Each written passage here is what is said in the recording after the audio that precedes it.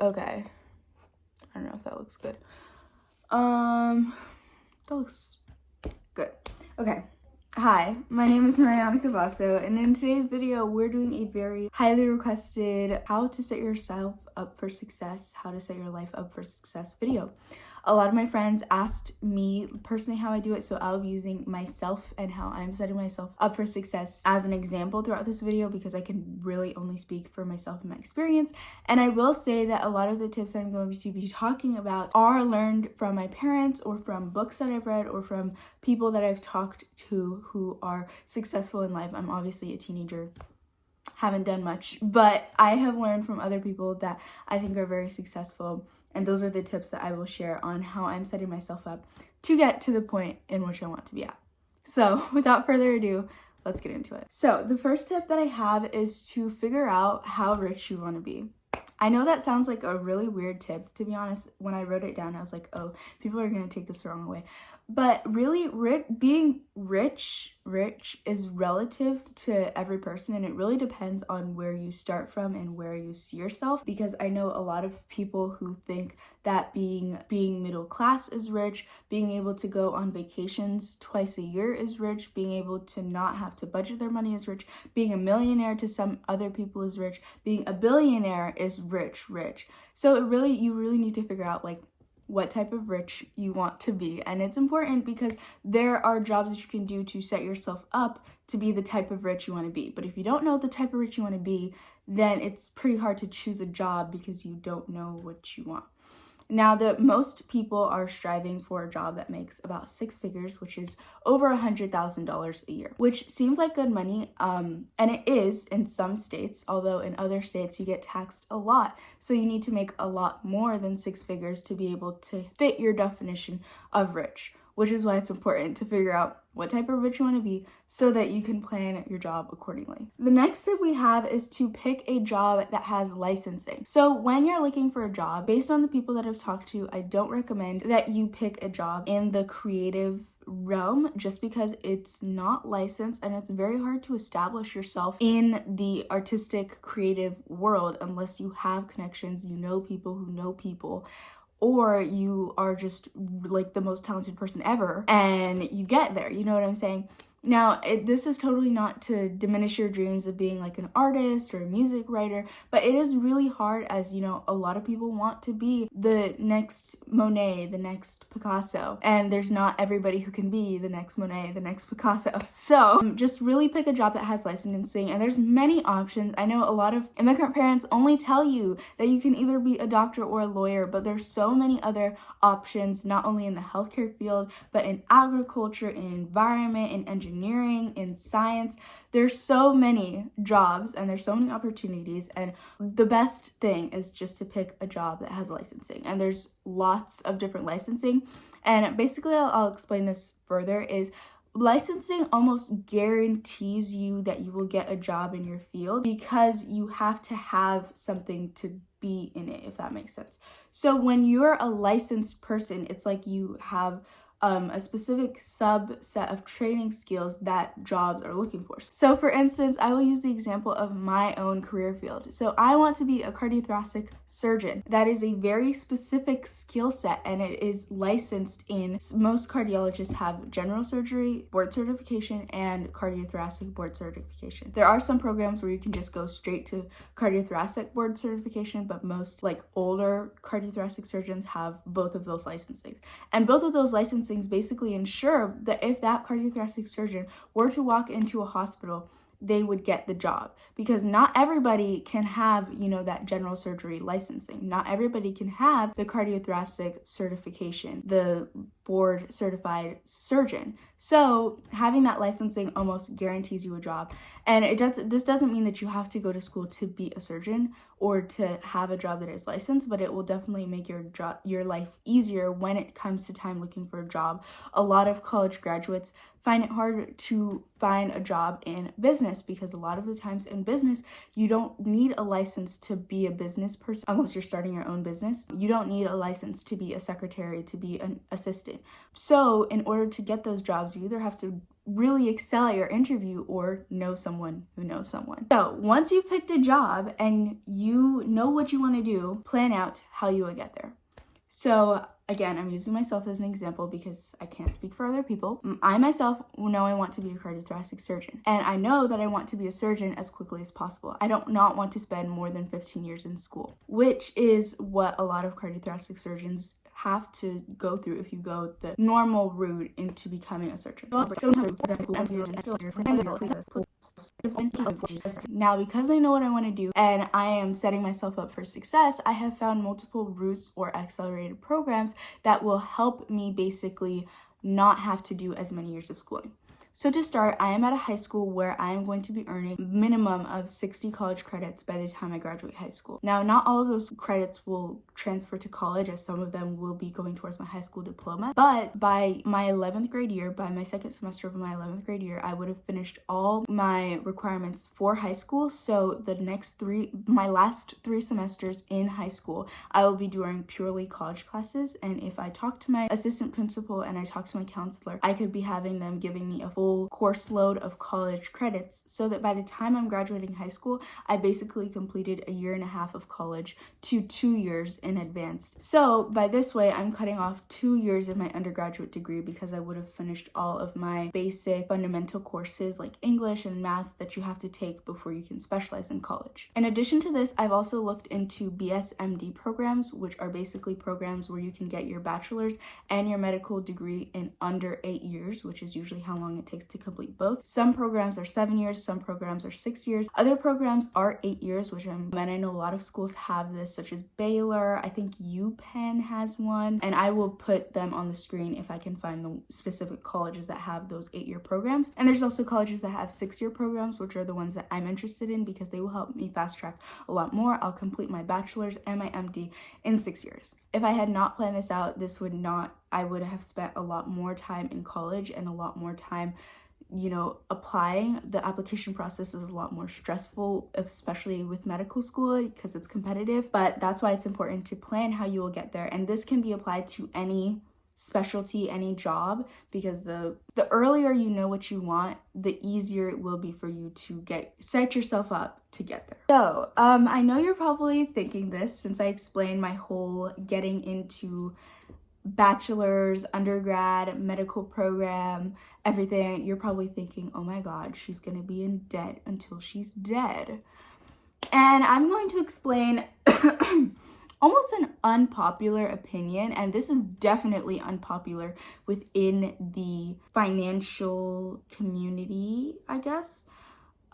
Which I don't really see school debt as something that you should really be worrying about too much. And I will explain this. I'll explain this. Don't worry. Okay. So why I don't see school debt specifically, not credit card debt, I'll talk about that in a bit.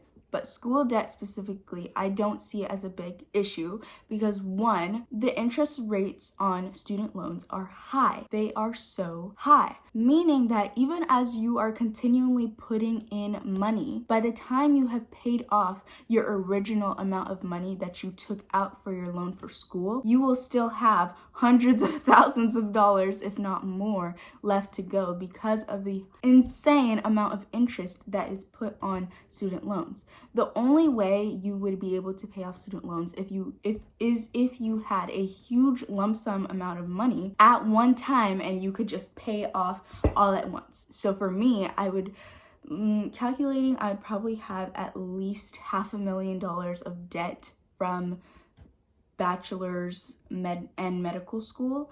Depending on the school that I go to and how many scholarships I receive, it could be anywhere from $200,000 to $500,000. If the only way I would be able to stop all my student debt payments is if I could have said $200,000 to $500,000 all at once and just pay it off.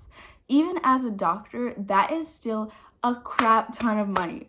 A lot of doctors don't even make $500,000 a year. So expecting someone to be able to have that money up front right there, right then to pay it all off is outrageous, which is why I don't think debt is something you should stress about. Just pay your minimum payments and go. Why stress about something? Why I'm saying this is paying off your student loan. So long as you're paying your minimum installments, your credit is going to be fine. You'll be able to buy a house, you'll be able to buy cars. And I speak this from my parents' experience. My parents have probably a lot of debt. I don't know how much in terms of student loan debt. My parents are debt free in any aspects. Thank you very much.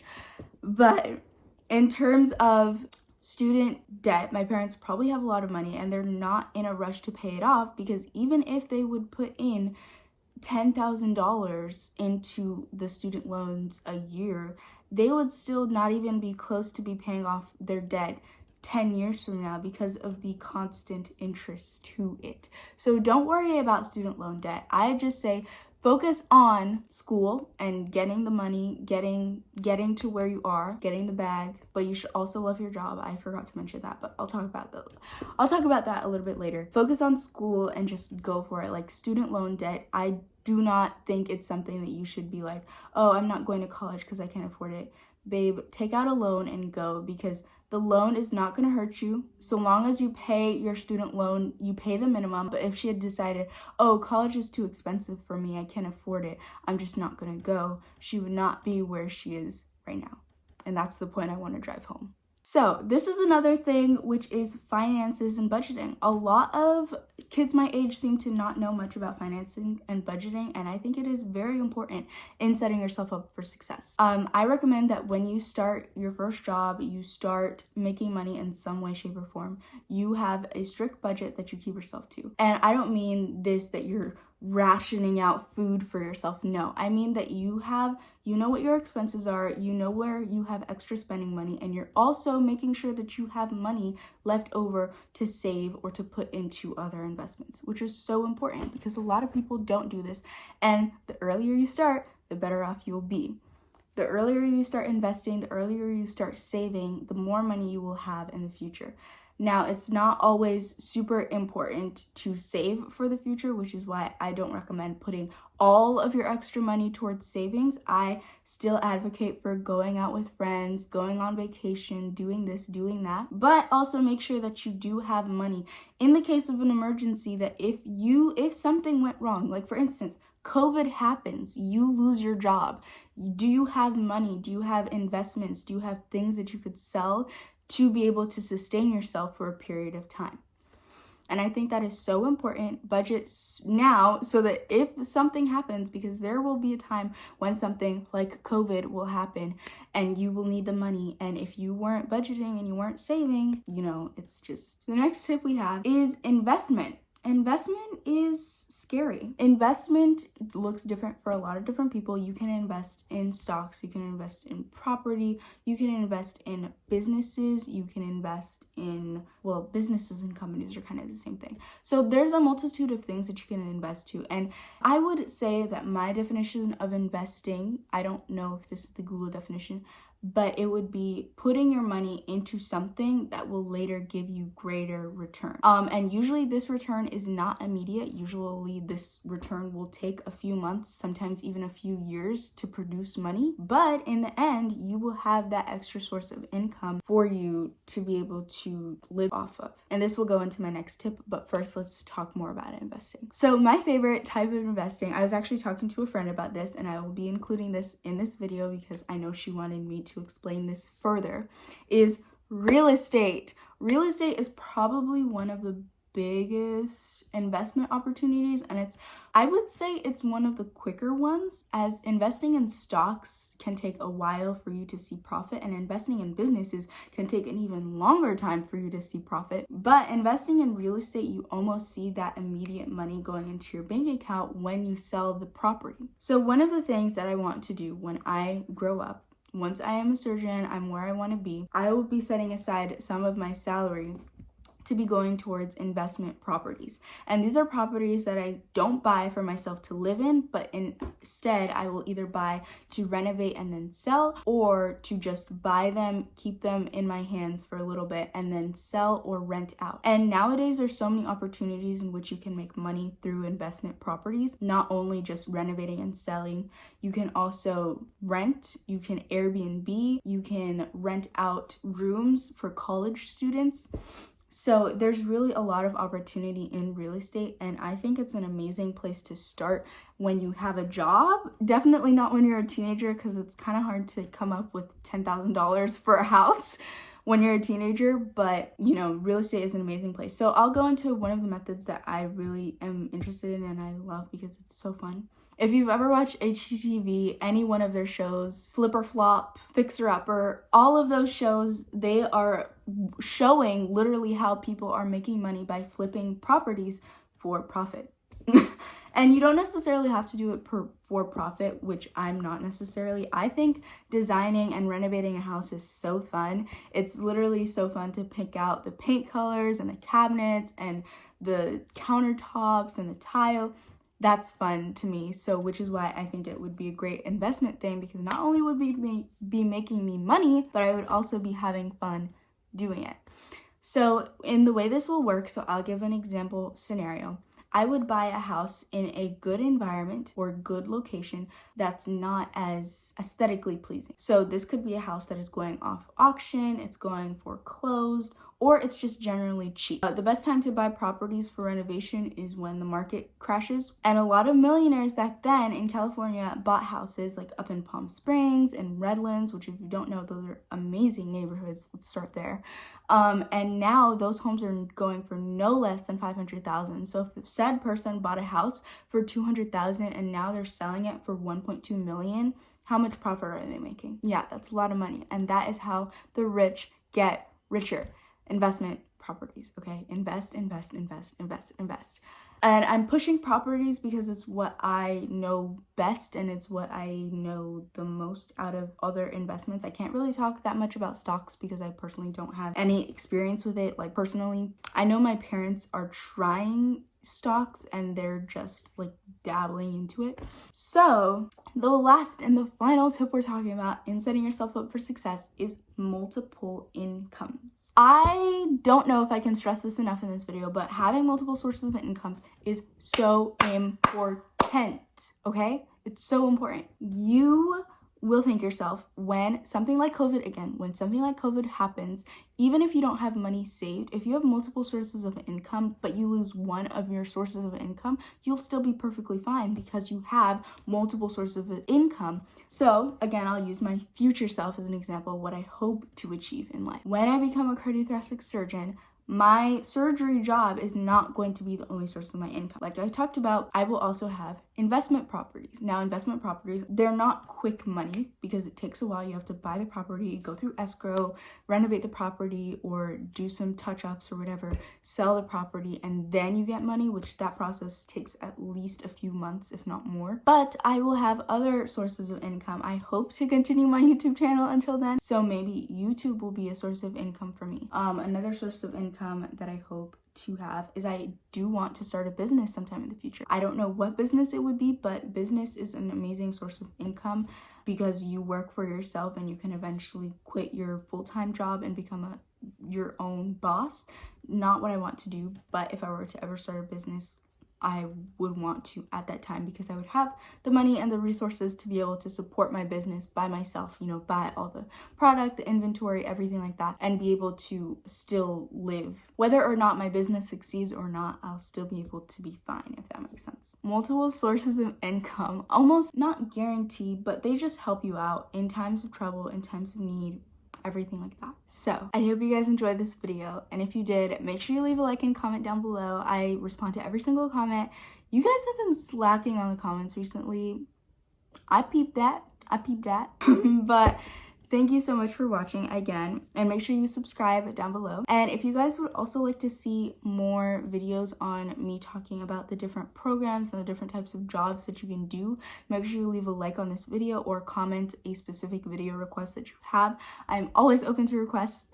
Again, I love doing videos that you guys want to see because it means that you guys are going to watch them because you want to see them. But yes, okay, and bye guys.